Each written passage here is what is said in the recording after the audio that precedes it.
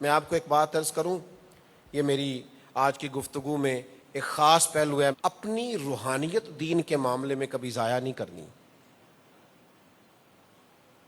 آپ کو لوگ دلیلیں دیں گے، لوگ آپ کو بہت ساری چیزیں نکال کے دکھائیں گے، لیکن جو روحانیت ہے نا، جو آپ کی اللہ سے وابستگی ہے، اس کو کمزور نہیں پڑنے دینا۔ 100% درست ہے بات کہ نفل پڑھنا ضروری نہیں ہوتا، نفل پڑھیں تو ثواب ہے، نہ پڑھیں تو گناہ کوئی نہیں۔ اس لیے ڈھیر سارے لوگوں کو نئے نئے اسکالرز نے نفل پڑھنے سے روک دیا ہے، غیر مؤکدہ سنتیں پڑھنے سے روک دیا ہے۔ میں بالکل کھلے دل سے کہتا ہوں کہ نفل پڑھنا ضروری نہیں ہے، نہ پڑھیں تو کوئی گناہ نہیں، لیکن اگر پڑھیں تو پھر اللہ پتہ قرآن مجید میں کیا فرماتا ہے، وَمَن تَطَوَّعَ خَيْرًا فَإِنَّ اللَّهَ شَاكِرٌ عَلِيمٌ۔ رب فرماتا ہے جو اپنے پاس سے نیکی کرے گا نا، یعنی اللہ نے فرض نہیں کی، ضروری نہیں کی، یہ قرآن مجید ہے، جو اپنی خوشی سے نیکی کرے گا یا اللہ اسے کیا ملے گا، فرمایا فَإِنَّ اللَّهَ شَاكِرٌ، بے شک اللہ اس کی قدر کرے گا، اللہ کو قدر کرنے والا پائے گا، شاکرun علیم، اور جاننے والا پائے گا۔ اپنے پاس سے نیکی کرو گے تو پھر رب قدر کرے گا تمہارے نفلوں کی۔ یہ تو آیت ہو گئی۔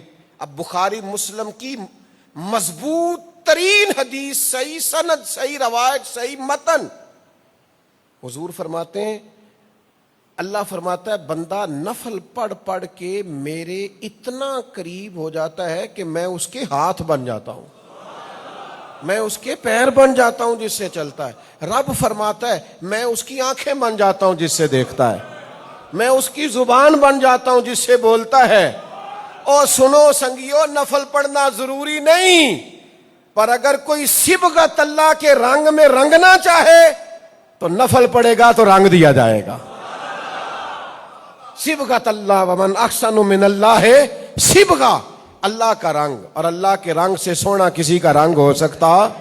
تو یہ رنگ کیسے ملتا ہے؟ حضور فرماتے ہیں نفل پڑھنے سے ملتا ہے۔ اور بخاری مسلم کی اتنی مضبوط روایت ہے کہ چیلنج بھی کوئی نہیں کر سکتا۔ تو میرے عزیز، اس لیے لوگوں کی باتوں پہ نہ آیا کریں۔ میں آپ کو ذمہ داری سے کہتا ہوں، جو نفل پڑھنے چھوڑے گا نا، وہ سنتیں بھی چھوڑنی شروع کر دے گا۔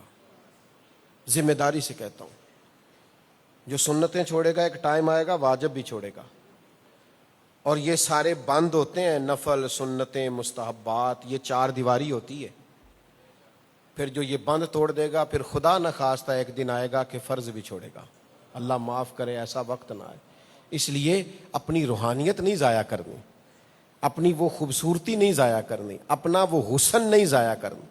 وہ جو نفل سے، عبادت سے، ریاضت سے نور پیدا ہوتا ہے، وہ نور ہمیشہ قائم رکھنا ہے۔ یہی قربانی کا فلسفہ ہے، یہی حج کا فلسفہ ہے، یہی عبادت کا فلسفہ ہے، یہی خدمت کا فلسفہ ہے۔